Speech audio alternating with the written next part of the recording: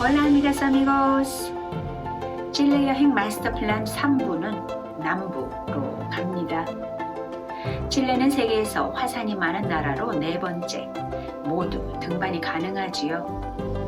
칠레 남부가 시작되는 강지역, 그리고 파타고니아의 관문 호수 지역은 화산이 모여있는 곳으로, 또한 이 지역에는 살아있는 화산이 여럿 됩니다. 그중 가장 액티브한 빌라리카 화산은 유명하죠.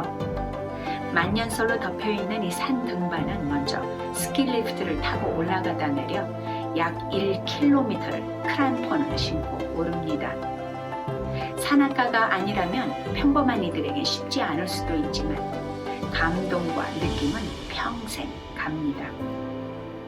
분화구에서 뿜어나는 연기 아래 용암이 끓고 있고 순간 분화구 안에서 울리는 소리에 압도당하며 정말 살이 떨리지요. 두고두고 생각만 해도 떨리는 이 분화구 체험은 기후만 맞는다면 헬리콥터로도 할 수 있고요. 날이 맑은 날엔 칠레와 아르헨티나 국경선에 놓인 라닌 화산도 멀찌감치 보이는데 안데스 산맥의 매력 정말 짱입니다.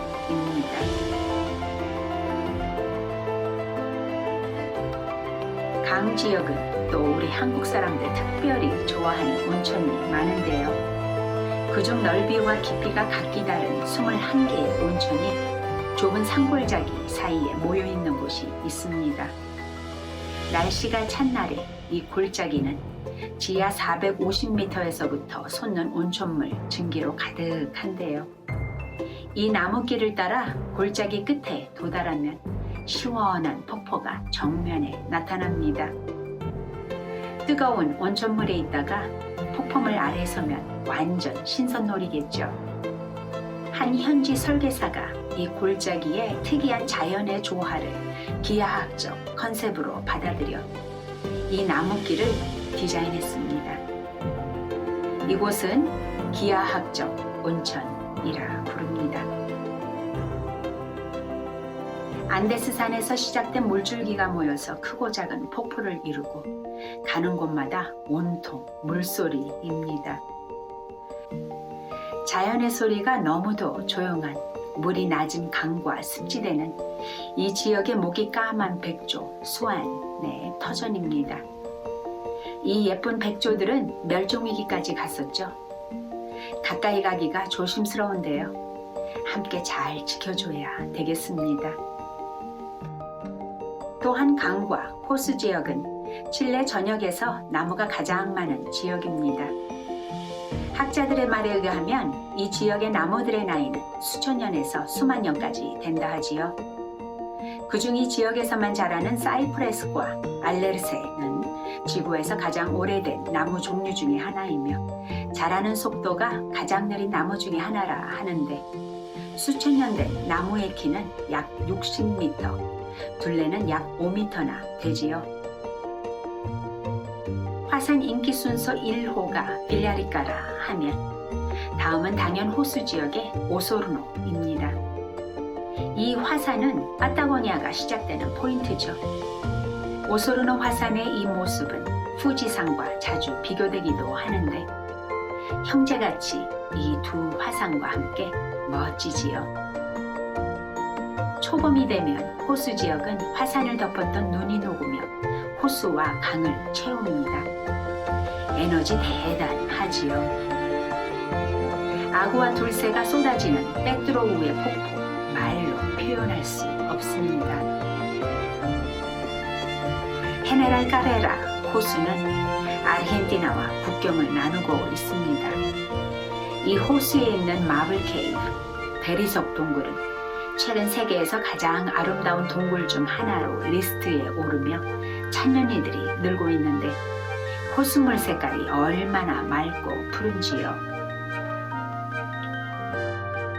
칠레는 세계 모든 나라 중에 얼음이 가장 많은 나라입니다. 산 라파엘 호수를 중심으로 유네스코가 지정한 생물권 보존보호 지역인 이 국립공원은 16km 길이의 피오르드로 유명하지요.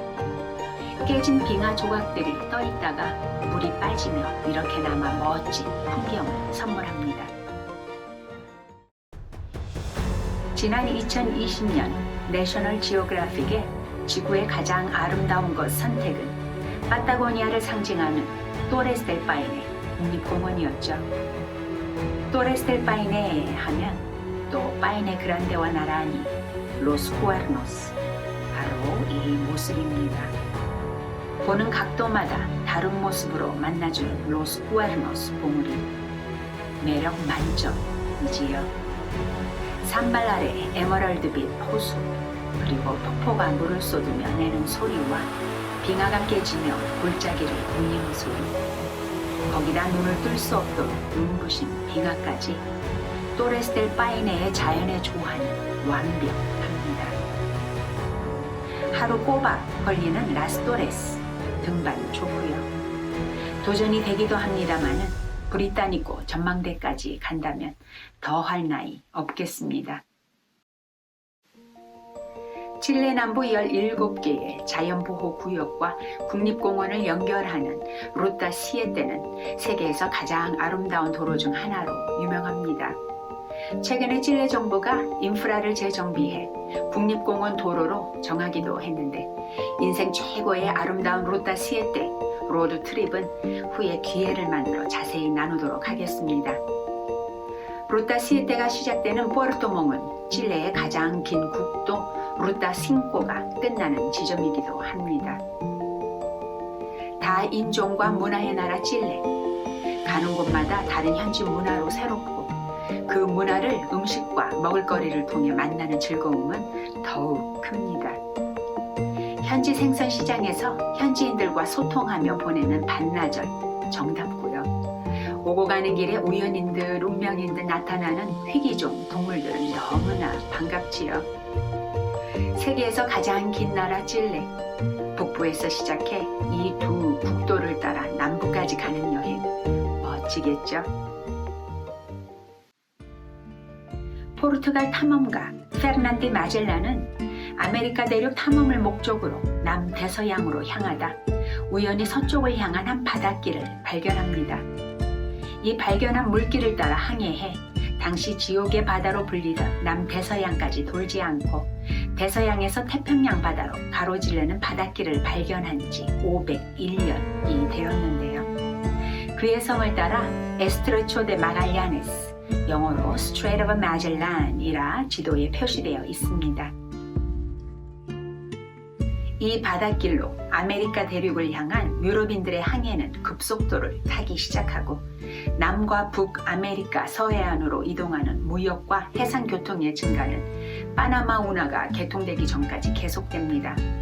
과연 인류 역사의 획기적인 발견이었다 하겠는데요. 당시 이 지역에서 살던 원주민들이 있었습니다. 2m가 넘는 키에 체구가 좋았다 하는데 유럽인들은 이 원주민을 파타고네스라 불러 파타고니아라는 지역명이 그로부터 비롯됐습니다. 외부인과의 접촉이 없었던 파타고네스들은 그들이 옮겨온 천연두를 비롯한 전염병들과 그리고 처음 대하는 무기들에 의해 희생됐고 그렇게 그들의 터전은 유럽인들에게 점령당하기 시작합니다.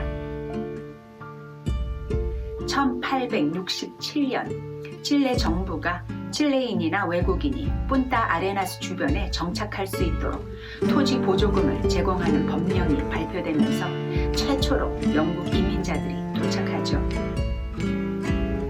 그들에 의해 시작된 양사육은 점점 늘어나고 독일, 이태리, 스위스 및 아일랜드 등 유럽인들이 그 뒤를 따르는데 특별히 크로에시아와 러시아 이민자들의 수는 영국 이민자들을 앞서며 이 지역 발전에 큰 역할을 합니다.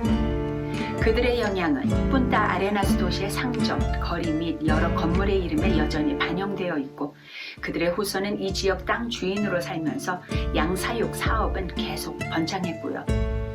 특유의 냄새 때문에 양고기 선호하지 않는 분 많습니다만은 장작불에 통째로 굽는 완전 올게닉 현지산 양고기 구이는 꼭 먹어봐야겠지요.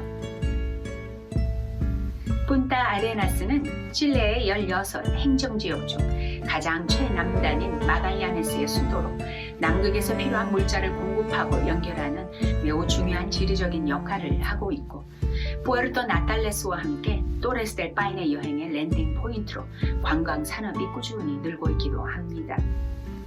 재생한 빅토리아 홀을 비롯해 역사의 이름을 남긴 다른 유럽 탐험가들의 선박들도 볼 수 있고 또 도시 중심에 가면 페르난드 마젤린의 동상이 있지요. 코너에 앉아있는 파타고니아 원주민의 발끝만해도 반짝반짝한데요. 이곳을 지나던 배 선원들이 안전한 항해를 기원하면서 그의 발에 입맞추었다 하는데 그 풍습은 이제는 여행객들에게 전해져 재미로 그 발을 만지기도 하고 사진도 찍고 안전한 여행 혹은 좋은 날씨를 기원하기도 합니다. 덩치가 작은 이 귀여운 펭귄의 이름까지도 그의 이름을 따라 마젤란 펭귄입니다. 이 지역 이름들은 온통 스페니쉬의 영어이고 또 유럽인들의 성을 따라 지명되었죠. 파타고네스들의 존재는 희미한 마젤란 해협 항해, 마음이 찡합니다. 이웃 나라들과 국경 문제로 늘 분쟁이 끊이지 않는 나라 칠레는 특별히 아르헨티나와 파타고니아 지역 영토와 마젤란 해협을 놓고 오랫동안 분쟁이 쉬지 않았습니다. 남아메리카 최남단의 주권 주장 방어를 위해 칠레가 푼타 아레나스를 오랜 시간 동안 기지로 사용해 왔던 이유이죠. 1879년 칠레는 페루와 볼리비아를 상대로 한 태평양 전쟁을 선포하고 페루와 볼리비아는 아르헨티나에게 동맹을 권합니다. 이때 칠레의 불리한 상황을 아르헨티나는 파타고니아 지역에서 유리한 경계를 확보하기 위한 기회로 삼으려 하지요. 3대 1의 전쟁이 될 수도 있고 혹은 아르헨티나와 또 다른 전쟁을 치를 수도 있는 국면에 처한 칠레.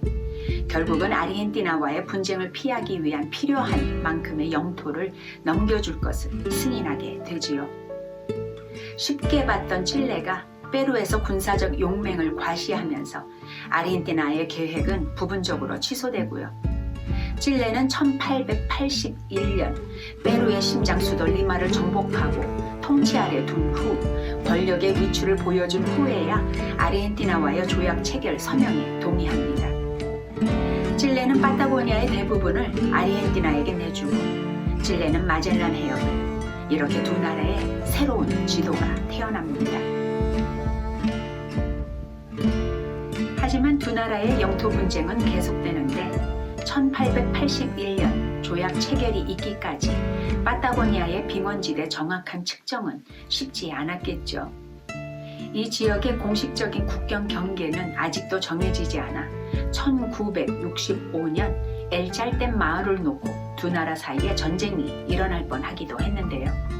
현재 국적은 아르헨티나인 엘짤댐은 사실상 노맨슬랜드, 고아이죠. 1978년엔 또 양국이 비글 채널과 그리고 가까운 세 섬의 권리를 놓고 전쟁 태세로 들어갔다가 포프 후안 2세가 중재해 전쟁을 막기도 했습니다. 칠레는 국제사법재판소 단골인데요. 남극 영토 확장 권리 주장도 아직 포기하지 않고 있고 또 페루가 볼리비아와 맺었던 동맹의 동기부여가 됐던 칠레와의 해상 경계선 문제는 결국 국제사법재판소 소송까지 가면 2014년 페루의 승리로 끝납니다. 이로 인한 칠레 북서부 어부들의 타격은 매우 심하고요. 칠레 정부는 바다를 돌려달라는 볼리비아를 제외하고 대부분의 국가와 외교 관계를 맺고 있습니다. 하지만 칠레를 향한 응어리도 많고 시샘도 많은데요. 볼리비아와 페루는 물론이고 그중 숙명적인 나라 아르헨티나는 TV 뉴스에서나 공식적인 자리에서도 칠레를 내놓고 깎아내리기도 하고 또 쌍방은 서로의 문화와 정치 상황을 자주 개그 콘텐츠의 주제 삼기도 하고요. 말도 많고 탈도 많습니다. 남미에서 우루과이와 함께 치안이 가장 좋은 나라이고 경제면으로나 지구온난화 문제에도 앞서는 나라죠. 생태계의 마지막 희망, 남파타고니아 지역과 남극으로 향하는 바다를 지키는 데에도 많은 노력을 기울이는데 특별히 중국 불법 어선이 때를 지어 나타나면 칠레 해군함은 총동원하기도 하고요. 반대로 깊고 광대한 강과 호수 지역의 산림을 보존하는 게 만만치는 않아 칠레는 또 나무 도둑들이 많기도 합니다.